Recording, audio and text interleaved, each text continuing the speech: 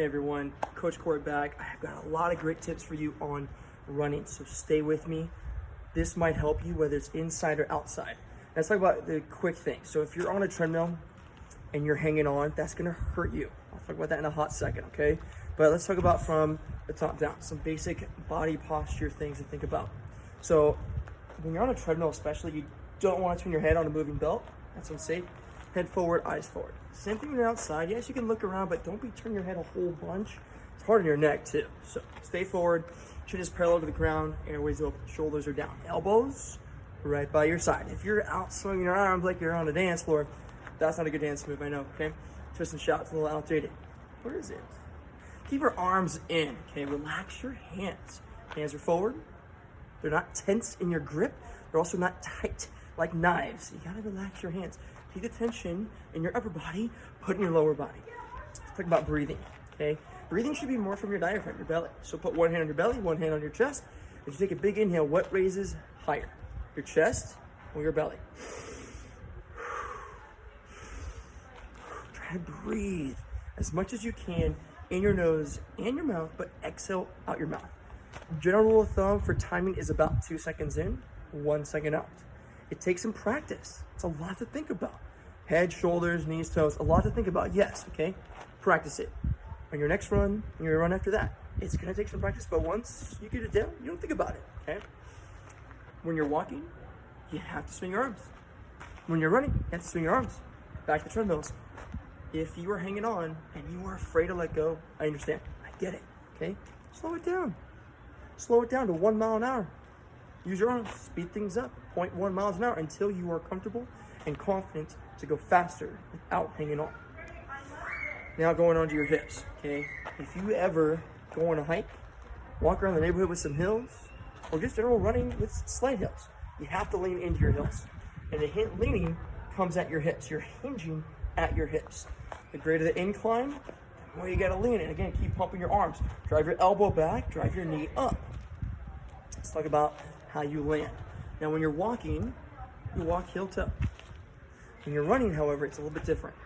This is to those who generally get shin splints. Shin splints is a lot of strain along the front outside of your bottom part of your legs, okay? If your shoes are old, that could be one thing. You might have a pre-existing injury. I'm not here to diagnose you. I'm here to help you so you keep going with what you have, all right? You might just need a new pair of shoes, yes. But let's say you can't get those new shoes just yet.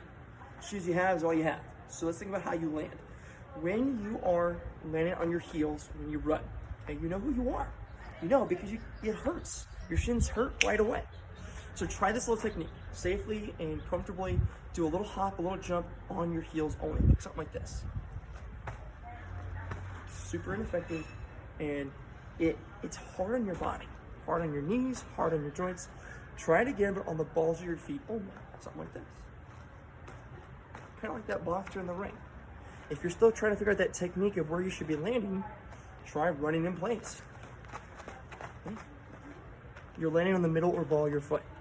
It's going to help you absorb all the pressure of landing outside. When you're on a treadmill, the ground is being propelled for you.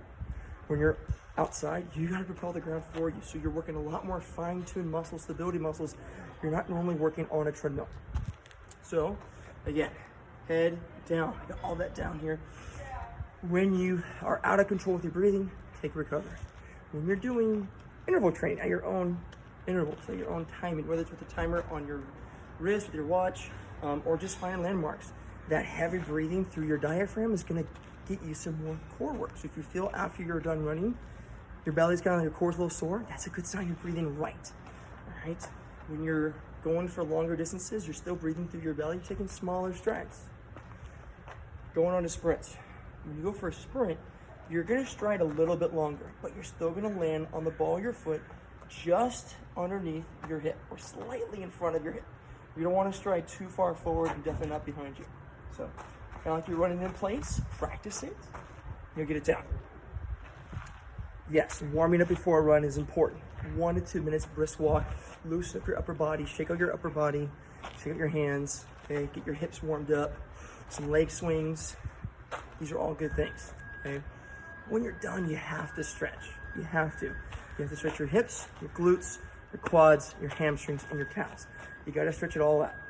Why? Because if you just go from all that hard, high intense stuff to nothing, you're just gonna cramp up. You gotta stretch it out.